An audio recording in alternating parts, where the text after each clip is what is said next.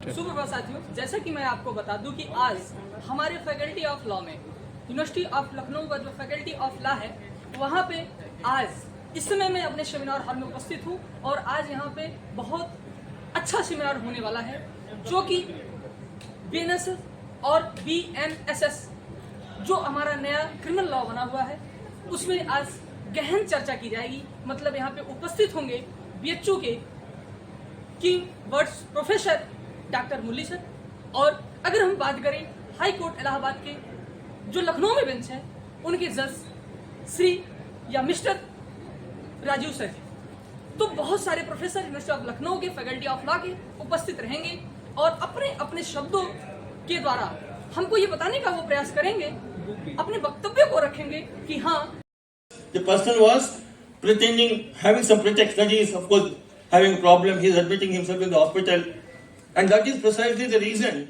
the Supreme Court said that you can take him into police custody even after 15 days. The same thing is reflected in the new law. Today the new law permits the police to take him into police custody even after 15 days, but before 60th day, when the maximum period of remand is 90 days and 40 days when the maximum period of remand is 60 days. This is my interpretation. So again I am just telling you that today according to me the maximum period of remand is 15 days only. The only change is what? Today there can be police custody even after 15 days. Now you see my dear participants, you will ask me, see why we are not permitting police custody after 15, let us take a fundamental question. See, first 15 days only the earlier law permitted police custody. Why? Because as the investigation goes forward, police become more notorious. So the law did not want them to give them police custody after sometime in the investigation. So they permitted police custody only in the first 15 days. Which today can go even beyond 15 days, but before 60th day. So I will take only 15 minutes time because I think I have to cover a large, bigger area. But then I will be very fast. And then now you see, when we come to 170, very important change has been brought about. What is that 170? When the police, of course, submit a police charge sheet. Suppose the accused is not in custody, because the accused must also be forwarded to the magistrate. But in the 170, that means the new BNSS, 170 has become some number, I don't know exactly the number. But it is written that if the accused is not in custody, the police can take a bond from him, bond from the accused, and produce that bond before the magistrate and tell the magistrate that the accused is on bail and we have taken a bond from him that he will appear before the court. Earlier, this language was not there in the 170 CRPC. Now let me come to certain very important changes. Let me bullet points because my time is limited. Now, public servants, very important change has been brought about. When I was a student, my dear participants, I was reading newspaper Hindu very regularly, particularly editorial column, wherein the politico-bureaucratic nexus. That means the IAS officers, IPS officers, they take bribe, or the arrested have taken bribe. And you cannot take cognizance against them without permission from the government. And government was not giving permission. So these people were not prosecuted. So cognizance is not taken. The time was, government was not giving, or if the government gives permission, it was giving after 2 years. Supreme Court said that.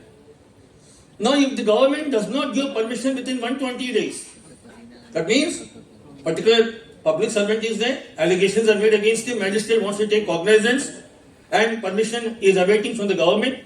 Government did not give permission for 120 days, the government is silent.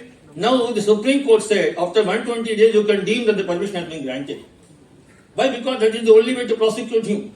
That is the politico-bureaucratic nexus, which of course is responsible for, sorry if I'm a small man using big words, I'm extremely, because High Court judge is also with us, I am not that competent to use, but then this made me feel when I was a student, the black money in the country, if I am not to be misunderstood, that is also responsible. The reason is because of these sections.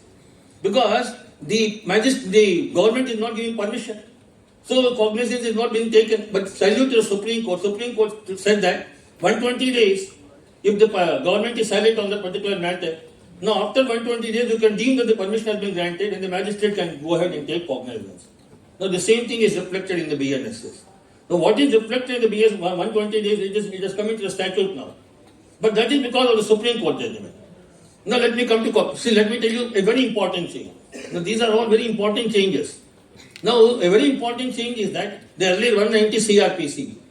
Now what is the 190 CRPC? You all know it's a very fundamental section where the case is instituted for the first time. That means in CRPC 190 is important because whether it's offense of rape or murder. Now that case is always instituted in the 190 code. That code will take cognizance and trial is a different matter. Taking cognizance is one matter, conducting trial or inquiry is another matter. Now, in that 190 CRPC, what is the first word? Complaint. Today a change has been brought about. What is the change you know? Now complaint given by any officer under a special law. That means today we have the Money Laundering Act. We have many important economic legislations to check black money. Now, any complaint made by an officer under the special law, that is also included in the section 190. Today the new section is 210. 190 has become 210. Those of you who have the Bail Act, please look into that. It is written in 210 very clearly. Immediately after the word complaint, it is written that any complaint given by a public an officer under the special law. I have a big complaint on this. I have a big objection. What is that objection? Objection is that now, why are you bringing a complaint made by an officer under a special law into the definition of a complaint? He is an officer like a police officer. For example, Money Laundering Act. Those officers under the Money Laundering Act, they have enormous powers. So when they submit a report, let us not call it as a complaint. And to avoid public scrutiny, complaint means it avoids public scrutiny generally. Police report means it comes under public scrutiny. So here, my dear participants, I don't understand why the legislature has made the complaint under the special law given by an officer. Why it is saying it is a complaint as though it is a private complaint? Because complaint means private complaint. And second material is police report. So I want this complaint, this particular report made by officers under special law to be put in the category of police report and to expose it to public scrutiny instead of hiding it from public scrutiny by saying that it's only a complaint. Okay, my time has come, I'm leaving. But then I would request the organizers just to give me 5 to 7 minutes time. That's all. I will be very faithful to my word and then I will complete. Now you see, that is of course a very important change. And when we come to 223, that is of course I already told you, any public servant can be proceeded against only when you receive a report from the superior public servant, and that public servant is of course given an opportunity to assert himself. And because persons are waiting for behind me very anxiously, they are waiting when I will leave. Generally I am called as a mycaster. One against only when you receive a report from the superior public servant, and that public servant is of course given an opportunity to assert himself.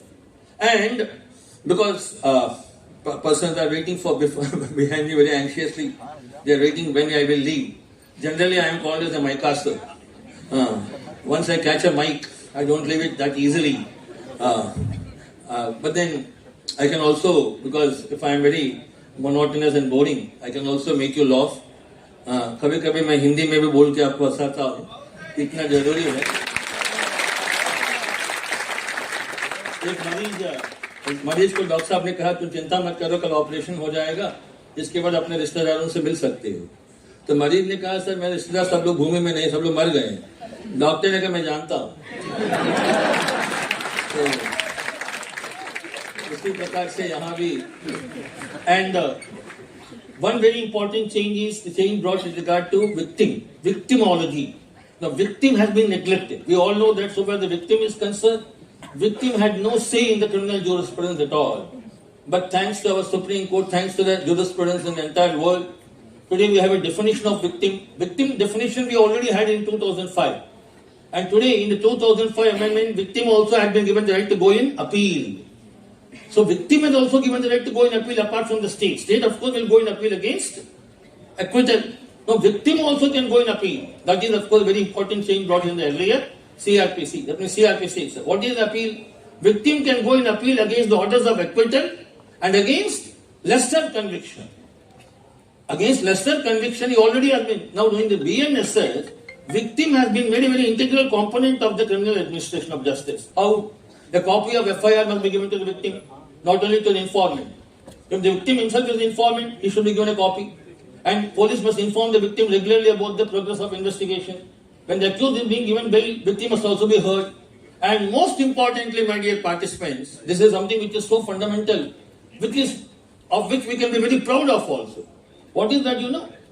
Prosecution wants to withdraw for political reason. They want to withdraw from the prosecution. Now, when they want to withdraw from the prosecution because, for example, X says that his brother is murdered. Now, the prosecution says before the court they want to withdraw from the prosecution. Earlier, the victim need not be heard. But today, the new law is saying the victim must be heard. That means the victim must be heard and he should also be given an opportunity before the prosecution withdraws from the prosecution. This is so salutary, so important. Because the victim is the person who is actually the victim. His sister is raped. His brother is murdered. But he had no voice in the earlier CRPC. But the BNSS is giving him voice, saying that the court can permit the prosecution to withdraw from the prosecution only after listening to the victim also. And one very important change, one very fundamental change, which is, of course, this is surprising. When you look at section 200, what is section 200? Call the complainant, examine the complainant. But today, even the accused must be heard at the time of taking cognizance. Now, if you see section 223 of the BNSS, see, you of course will examine the complainant and the witnesses of the complainant present, if any. You will record the statement. Now, it is also saying in the proviso immediately that the accused will also be examined. Now, most of you will ask me, sir, why should the accused be examined at the time of taking cognizance? Because the very purpose of cognizance is to protect the accused. Accused will not come into the picture unless the court issues a process. So, even before issuing the process, why should the accused come into the picture? That is what the BNSS has done. Now, the accused must also be given an opportunity to be heard at the time of taking cognizance. So, I tried to find out what can be the reason. I talked to some police officers in Patna where I delivered a lecture on the same topic. The police officers told me that, sir, perhaps the reason is many a times, sir, in dowry death cases and many other important socially relevant statutes, the accused doesn't come to know that he is the accused only after the process is issued he comes to know. When the cognizance is taken on complaint. Suppose cognizance is taken on police report under 170, the accused immediately comes to know that he is the accused. The police have made him the accused. But when you are taking cognizance on complaint, the accused will come to know only under section 204 when the process is issued that he is called as an accused. So just to let you know before, just not to spring a surprise on him, the new law is saying that at the time of taking cognizance, he is the accused. And finally, today's summary trial has been made mandatory because the participants, the speaker in the anchoring, who did the anchoring, she was saying, I suppose, that judiciary is busy with so many cases. Now we have cases, but then no, summary trial is a very important trial. But earlier, summary trial may be conducted, but today in the BNSS, summary trial shall be conducted. What is the summary trial? It's in abridged form of a regular trial. It saves time. But to save time, we cannot, of course, ignore justice. Justice is equally important though, because shortcut methods are dangerous. Summary trial is a shortcut method. But we don't welcome shortcut methods because we want to do justice. Though it's an elaborate procedure, we'll follow that. But the earlier CRPC also had summary trial. But summary trial, because it's a short trial, it's an abridged form of a trial, it can be conducted only by superior judicial officers. Why? Because if it's a shortcut procedure, only experienced people must conduct the trial. Because only they know how to save time and also ensure justice to the accused. But in the BNSS, summary trial is made mandatory. And petty offence, the quantum of punishment, it has been increased from 2,000 to 20,000 rupees. What is the petty offence? The monetary value has been increased from. So, my dear participants, I think I have taken too much of time. I will conclude by saying that I give my thank the Lucknow University, particularly the Law Department, for having given me this opportunity. Let me tell you, BNSS is very time conscious. Time बहुत बड़ा importance दिया गया. हर चीज का समय का पाबंदी लगा रही है BNSS में. और पुलिस का पावर को लोग बताते हैं ज्यादा कर दिया, लेकिन मुझे लगता है उतना ज्यादा नहीं. लेकिन वो आपको बताया हो, तो हमेशा हम लोग डरते हैं जब पुलिस का पावर ज्यादा होगा तो आपका मानवाधिकार असुरक्षित है. लेकिन पुलिस को सीमित करने के लिए हमारा न्यायमूर्ति हमारे सामने साथ है. So we understand that judges are always there to ensure that this particular power which is misused, that is always controlled, thanks to our Supreme Court, High Court judges. And then मुझे अपने तक summary trial mandatory हो गया और सबका एक पाबंदी समय का, प्रोक्लेम्ड ऑफेंडर, सब समय नहीं है बात करने का, बहुत सा हुआ। और गिरफ्तारी करने का भी बहुत प्रक्रिया बदल गया। गिरफ्तारी में मुझे एक सीनियर सिटीजन का फायदा मिला। अगर पुलिस मुझे गिरफ्तार करना चाहते हैं ऐसा अपराध में जिसका अपराध का सजा 3 साल का कम है, तो पुलिस डीएसपी से परमिशन लेके मुझे गिरफ्तार कर सकते। मैं सोच रहा था